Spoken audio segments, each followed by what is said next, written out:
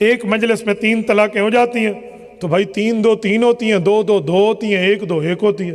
یہ تھپڑ ہے، جتنی مرتبہ مارو گے اتنے لگیں گے، یہ تھوڑی ابھی 3 مارے تو 1 لگتی ہے۔ دنیا میں جہالت نمبر 1 لوگ ہیں جو کہتے ہیں 3 2 1 ہوتی ہے۔ لو جی، میں نے کسی سے کہا 3 طلاقیں دے 1 ہوتی ہے؟